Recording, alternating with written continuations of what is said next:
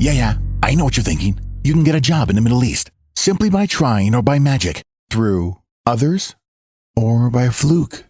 Remember that competition is everywhere. Some here, some there, but bam!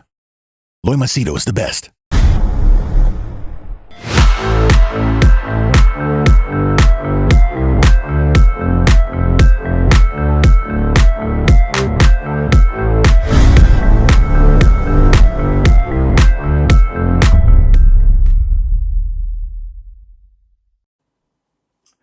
All right, in this video, I'm going to share with you a discussion I had with one of my old clients.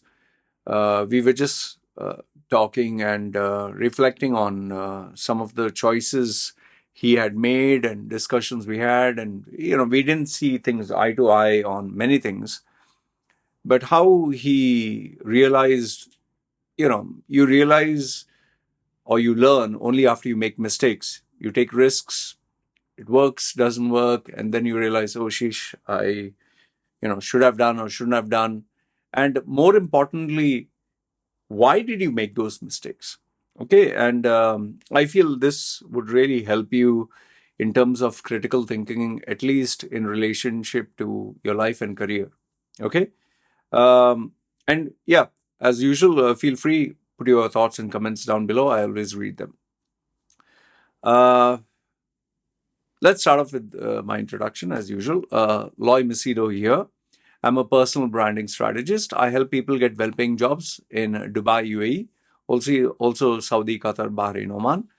And people book my sessions like this guy. People book my sessions for coaching, consulting, whether it's for personal problems or professional challenges, when they want something unique, practical, not the goody-goody stuff that you listen or hear online. Okay, so I'll give you an example without giving specific names.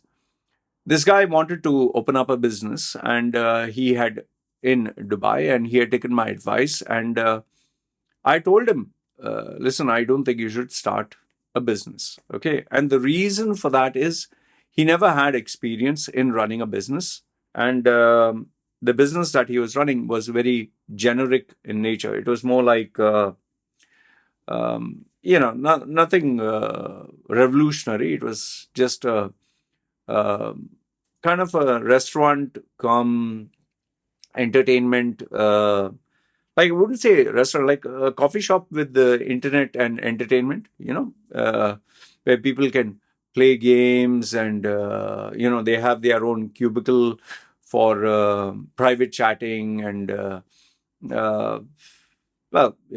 mostly people.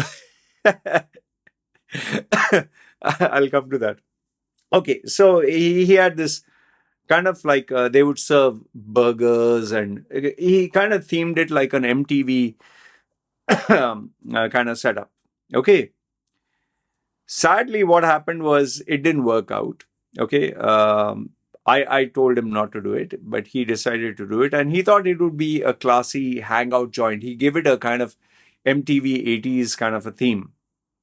Unfortunately, the private chat rooms area that he had turned out to be place where people were busy watching porn, and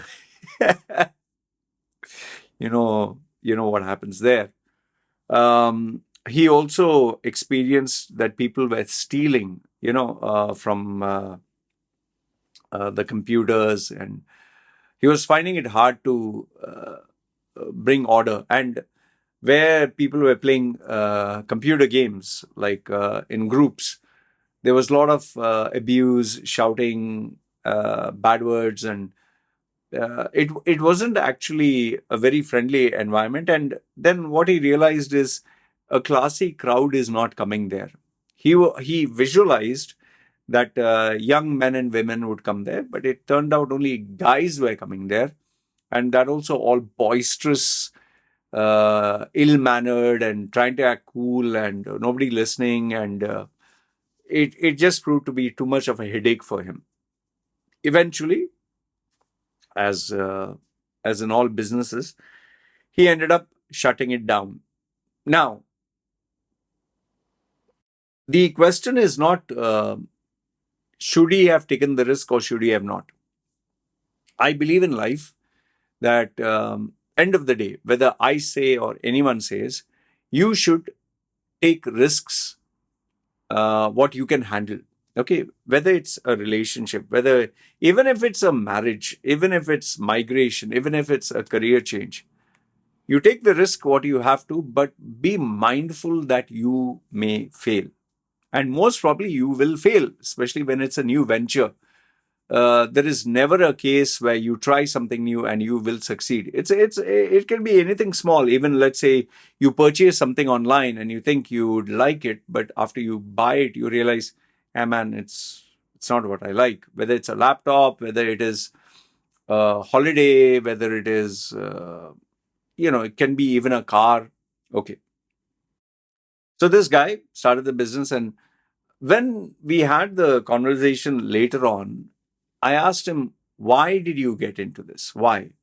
And then he gave me all the reasons that, there were people running this kind of business back home, or there were some other people who were really not making millions, but they were pretty decent. And he said he always wanted to have a place like this. It was his dream because he's a gamer himself. Fine.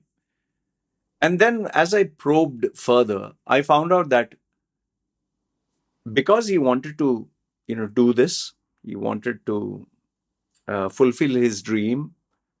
He was only looking at information that enhanced this possibility.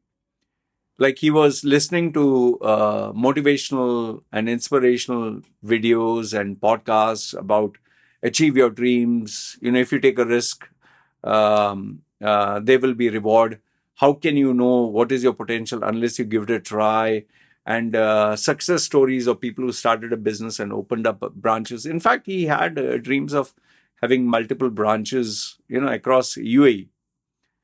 Uh, and it just didn't work out. It didn't phase out properly at all. And that is where I realized a very important lesson. It's when we want to do something, or when our heart, our emotions are geared towards something, we will only look into why we should do it. It's like, like I give this example sometimes. A Muslim, let's say, for example, you're going on a religious debate. If you debate with a Muslim will give you all articles, all websites, all examples which prove that Islam is true. Okay? He will give you all the examples, and he will make sure that his case is strengthened. But at the same time, he will ignore every other evidence, article, video, podcast, statement that goes against him. It is the same with Hindus, Christians, any religion. Now, if you kind of replicate that into other areas of your life, when a guy wants to get married to a girl, or when a girl wants to get married to a guy, she will give you all the reasons why she should marry him. Uh, it can be emotional reasons. I can't live without him. I can't breathe without him. He makes my heart, go wild. He's so understanding. He's so loving. He's so sweet. He's so caring. He did this for me. He did that for me. He didn't eat for 4 5 days. He bought me things that he cared about. And even the guy would say that she's so humble, and she introduced me to all her friends. She was not ashamed of me.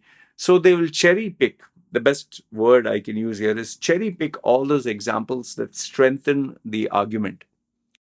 However, when things are not working out and they have decided to break up, then they will give you all the reasons why this person is bad. Before, they were giving you all the reasons why this person is good and why this relationship is good and why there is a future. But when they didn't want, they'll give all the reasons why it's bad, why they knew it, that this person, why they had this gut feeling of whatever. And eventually, they break up. And let me, also admit, I have been like this. I have been like this in my life where have used the same approach in relationships. when I wanted to marry a particular girl, or when I wanted to date a particular girl, when I wanted to do something, or take a risk, or whether it was bodybuilding or powerlifting or taking steroids, even my stance on not, you should never get married or you should never have children, I was very biased how I selected information. So now the question is, have I changed? And can you change? And what is the solution?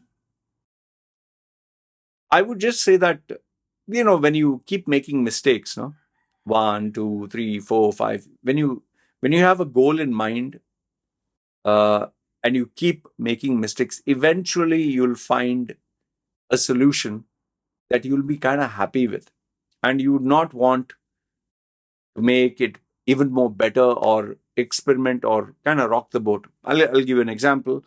Say my marriage.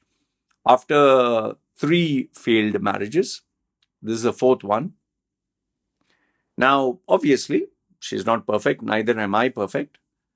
But it is the best I feel I could get for my situation, my personality, my circumstance, my age. Now, can there be a possibility that there is a better girl than this? 100%. If I search again, maybe after not 1 year, maybe 2 years, maybe 5 years later, or maybe say 10 years later, I might find another better girl who's maybe younger, more beautiful, more loving, more caring, more everything. Okay. But now the question is, do I really want to go through that process, that journey of making more mistakes? Do I really want to pay the price? Do I really want to take the risk? Do I really want the drama, the unpredictability? See, when you're young, no, it's fun to try all these things. It's fun to, like they say, rock the boat. But when you reach a particular stage in your life and things are okay, but they are not amazing, you just tell yourself, man, I think it's okay. And especially if those things are very, very important to you. For me, today, my career is one area I would not gamble. My earning capacity, or my brand, my relationship, with my wife, these are just 2 or 3 areas. Like, even say my health, I would not want to try new supplements and new steroids and new stuff which is there. No, I just don't want to. So there are very few areas of my life which are very, very important, and I'm not prepared to take a risk. You can say maybe it's because his age has come into play. He's 46, he's going to be 50, so maybe he doesn't want to try. Or maybe I'm in my comfort zone. Okay. But keep in mind that if I really did want, yeah, I can take a risk, and I can find better result. But there is also a massive chance that maybe I can be wrong. Maybe things will not work out. Let's say, for example, I'm running one business and it's running very well, and it's running beautifully well, and there is a temptation, man. You try this business, it's working out well. There is potential to make money here. Why don't you just try, man? All you got to do is manage, get the right people, just use the same template here, and maybe you will see incredible success. Maybe you will have more money, more revenue, better control. Maybe both these businesses can work together and benefit each other, and so many good possibilities. But then there is also a possibility that when you start a new business, its losses will be so much that it will destroy even this one. And this has happened. How many times have you seen people have one YouTube channel and they decide to start another YouTube channel? People have one, let's say, a YouTube channel, they start a podcast also. Okay. Now, obviously, you'll say that, it's not, pulling it down, but there's an opportunity cost. there is creativity, there is time, there is sacrifice. Remember, we have all 24 hours a day. So there is a price to pay. So now it comes down to finally, what should you do? See, whenever you're going to take any decision now, remember there is plus and minus, A and B, heads and tails. Okay? Heads, let's say you will succeed. Tails, you'll fail. Okay? Keep in mind that there's a 50-50% chance. Even if people say there's 80% success rate or 90%, it's always 50-50. Yes or no. Either you'll succeed or fail. Okay? Take action, okay, or get into that risky venture, whatever you're planning, provided you can handle the loss, provided you can handle the failure. Like, for example, invest with someone, know fully well that whatever you're investing can end up in a disaster, can end up in a failure. You might end up losing all the money that you invested. But if you can handle that, then get into it. I'll give you an example here. A person that I knew very closely, okay, very, very closely, someone whom I would say I could give my life. I trusted that person so much. Very good person. And that person started a kind of an investment portfolio, this thing where he would take other people's money and he would give them back with interest. And given the fact that I already dealt with him, I already had financial experience with him, and I knew him for a couple of years, I was more than. And remember, I have a track record with him. I was like, oh, okay, I'll endorse you. He asked me to endorse and refer other people that I knew. I referred, and I'll tell you, whomsoever I referred, all of them, I told them one very important thing. This guy and me have been very, very good friends. We have been good, like we have had a good business relationship. He has always taken care of me and given me 100% satisfaction. Now I'm no longer in business with him, but I would like to recommend him to you if you find any benefit. But I don't want you to take my word and invest with him. Do your own due diligence, and whatever money you give him, I want you to keep in mind that you might lose 100%. They said, fine, we will look into it. And almost, I would say the majority of people who I recommended to him, if they put, let's say 100,000, for example, $100,000, they got 100,000 was there, plus they got $10,000 more. If they gave, say, $20,000, he would give them, say, $2,000 more. And he had a kind of agreement with them. Every month he would give X amount of money or whatever based on the different brackets. Everything was going on fine. One fine day, this is after many, many months, nearly 18 plus months or something. Like, I don't keep in touch with a person every single day. Sometimes we tend to have a, gap in between. So I was not in touch with him. One of my clients who I had referred, he got in touch with me and said, hey, how are you doing? And fine and everything. And he said, do you have any idea where's your friend? I said, I've given you his number, details. He's saying, I'm not able to get in touch with him. I was like, oh, okay. So he's like, can you just get in touch with him and let me know? I said, fine, yeah. And then I tried all the email, WhatsApp, phone, everything. And I found out that I'm not able to get in touch with him. Obviously, first I tried WhatsApp and, the common one. I also checked on Facebook and he had just vanished. And then I found it very strange. So I sent him an email and I never got a response. Finally, I responded back to my client and said, I don't know, but he has vanished. He's not even in my social media, not even connected. And that is where he said, Loy, I just want you to know that I'd given him close to $1 million plus, and he has taken it and vanished. I was like, what? And then I said, did he give you back what he promised? He said, yeah. Initially, when I gave him, let's say 100,000, he gave me back my returns. When I gave him 200,000, he gave me back returns. I increased to 500,000, he gave me back my returns. 800,000, gave me back my return. But after that, finally, I decided, okay, fine, I'll put 1 million plus, let him give me back my returns. And he also gave me, incentives to recommend my friends and all that, and I would get benefits and all that. Fine. So I gave him quite a pool of people.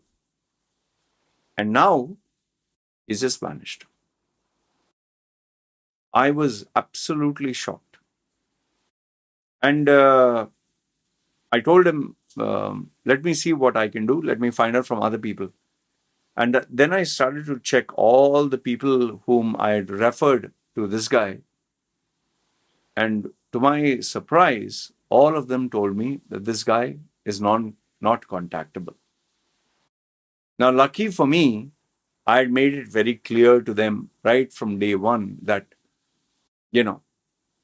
his and my relationship has been perfect. But if you're going to invest with him, you evaluate him independently and invest the amount you're prepared to lose. Don't invest an amount you're not prepared to lose. And thankfully, I think almost the majority of them put in an amount they were ready to lose.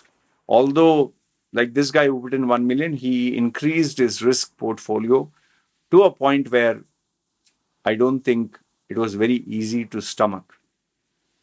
But what's even worse was the people that he referred, many people referred their friends, they all ended up putting money that they couldn't bear to lose. And most of them now are in trouble. It seems one or two of them even took loans. They borrowed from other people or they borrowed from banks and they gave him because his returns were very attractive. And, like all other, cryptocurrencies and scams and all that, I never thought in my wildest dreams that this guy whom was so close would end up doing this. So, bottom line, what I'm trying to tell you here is, in life now, whether it's marriage, whether it's business, whether it's career, whether it is whatever you're planning to do, just keep in mind that there is a very strong possibility, very, very strong, that you will fail, that what you're doing is a mistake, that the risk that you took has backfired. Okay, it doesn't give you the rewards that either you expected or doesn't give you any rewards. So always keep that possibility of failure in mind and then move forward, because end of the day now, yes, we all like to be successful. Yes, we all like to have a perfect record, but you just never know when you will fail. So whether it's a degree, whether it is a career path, whether it's a relationship,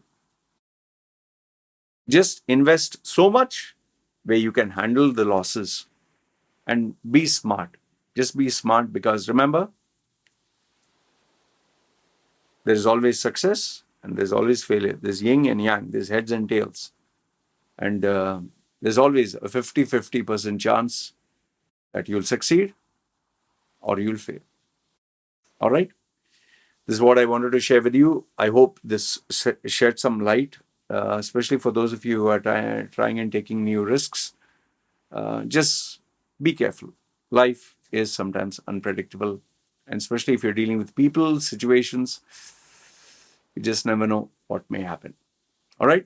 Put your comments and thoughts down below. This is me signing off. You guys take care.